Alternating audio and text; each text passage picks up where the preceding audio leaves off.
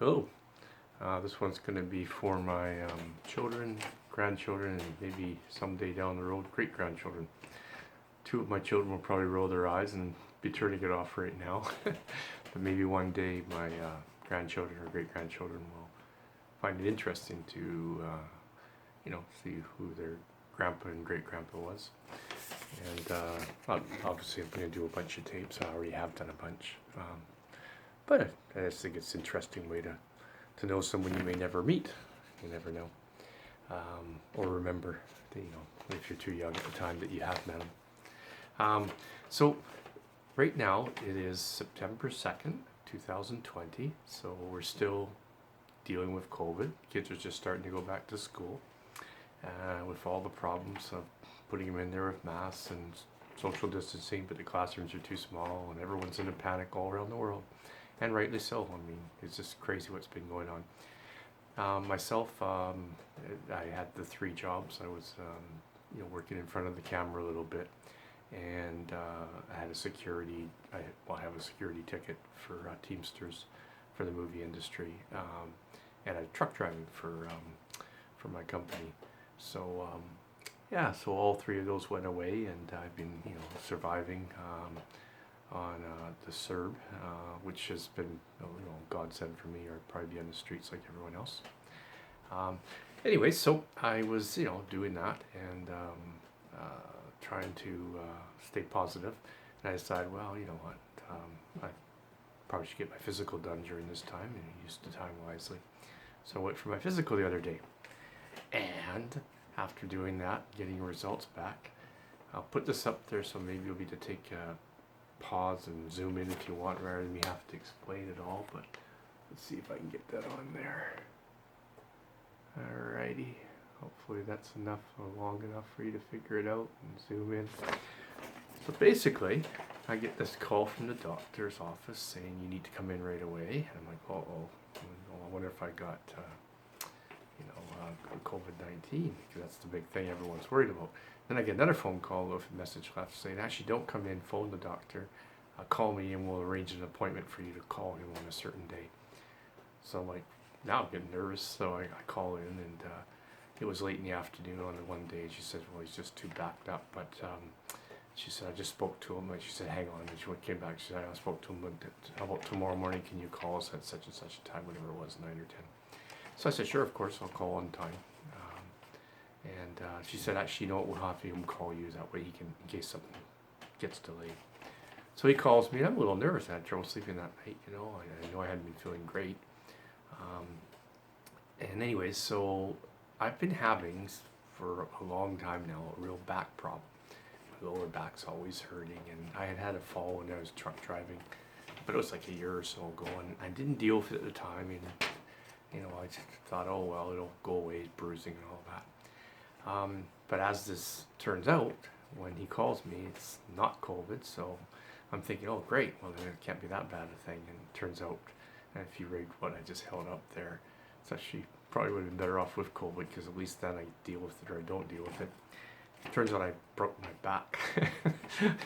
I broke my back, and I've been going around for a year truck driving and lifting boxes in and out of the truck, because ours is a manual job, and putting it on wheelers and up stairs and things, and warehousing for people. Probably the worst kind of job you could have for broken back. And truck driving too, because you're bouncing a lot and using your leg a lot, and it's an L2, so that's the number of the place where it is, I guess. So now, what happens when you have a broken back for a year? Well, arthritis sets in. So he's worried because the x-ray of my back showed my whole spine with arthritis. And he figures that I have osteoporosis, and which means, brittle bones, which means I'm susceptible to more and more breaks and deteriorating bone structure in my body. So then, turns out that one, they're going to do a scan, a full body scan with one of those ultrasound machines, and that happens actually tomorrow morning. It's one of the reasons I'm doing this today, actually. It's just I don't know the results yet, and I'm hoping it's not so bad that I don't ever want to talk on this thing again.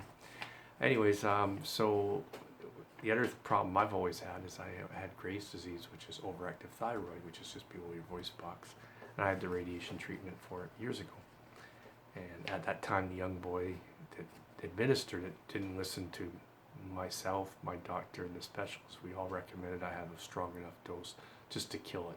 And then I'd go on Synthroid, or there's another one, but that's the one I know of for the rest of my life. But at least then they find my dosage that I need, and they can maintain an equilibrium.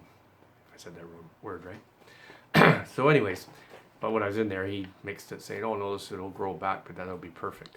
And there's nothing I could do at the time. I had to take it because he was exposed. I was exposed to this radiation. So I did it, and years went by. Well, actually, when it first happens, you drop, and that's why I know about Synthroid. I dropped so low that I had to go on Synthroid until it had time to grow back.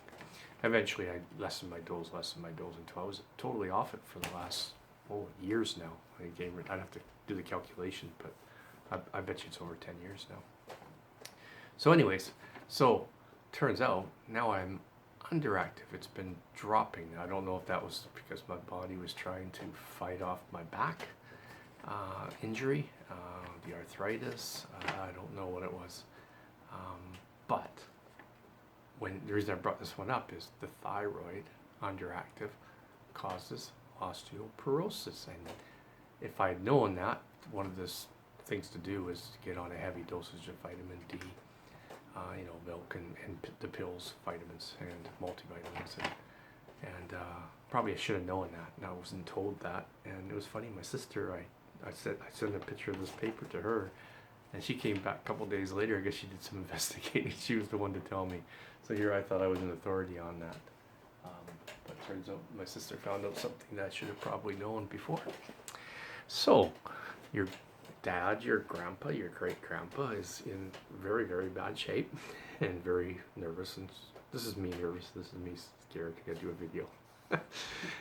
That's because I look at life as, I hopefully will be fine and all that. But, actually, the broken back, from the sounds of it, will never be fine. Because what happens is when I waited a year is the back compressed and fused. So the broken bone area,